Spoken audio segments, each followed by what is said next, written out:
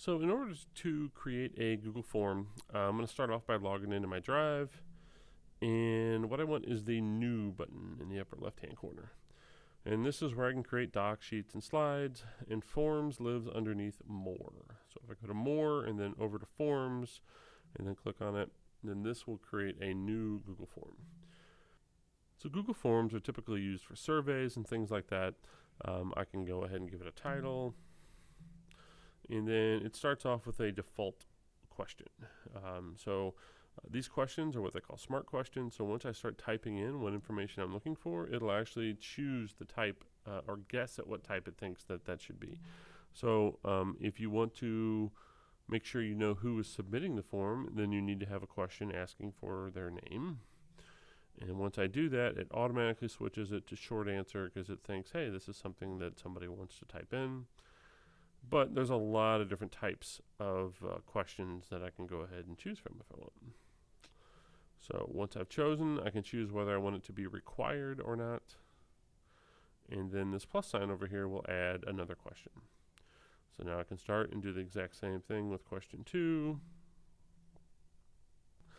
And once I, again, choose it, it tries to guess. If I want this to maybe be multiple choice, I can do that. And then down here is where I would simply click and add in my options. So I could put in, and then click to add another one.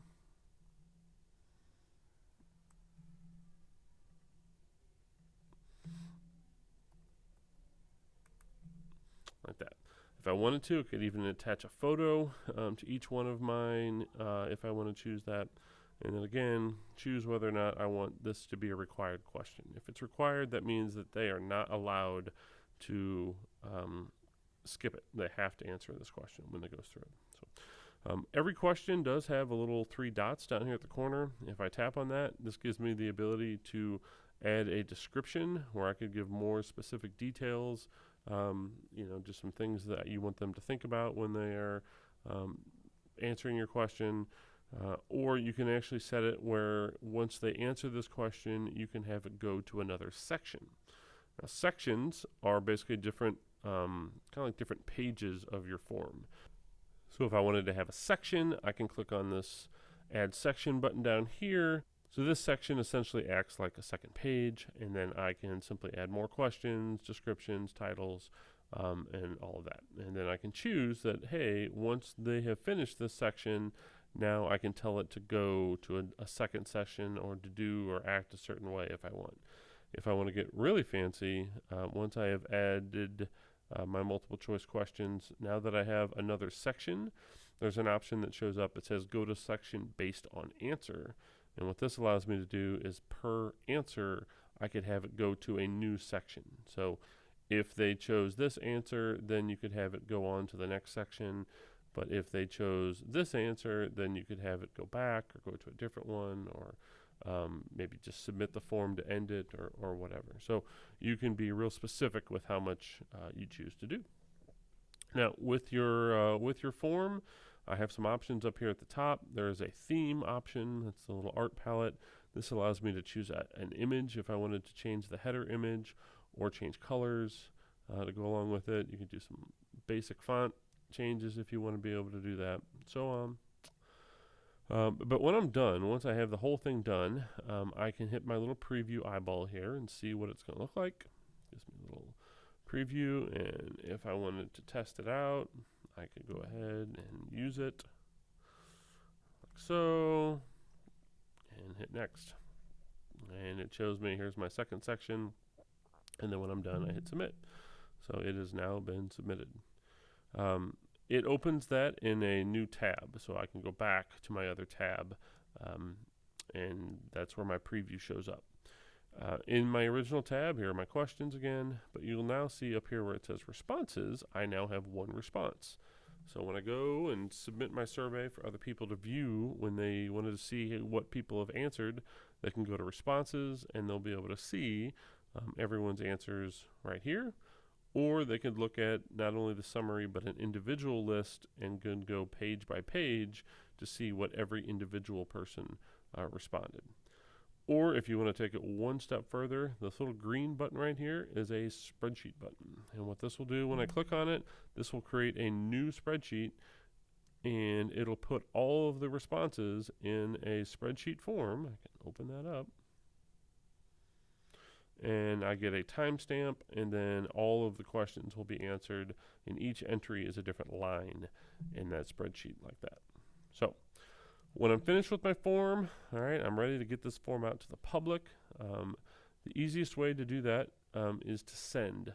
But before I do that, I want to click this little gear, because by default, when I create a form, it is going to be restricted to users in the Pattonville School District only, which means they're going to have to be logged into a Pattonville account in order to fill out my form. If I want it to go to other people, let's say I want to send it to parents who don't have Pattonville accounts, then I have to make sure I uncheck that box. Otherwise, they are not going to be able to take my form. It's going to make them log in, and they won't have a login to be able to do that.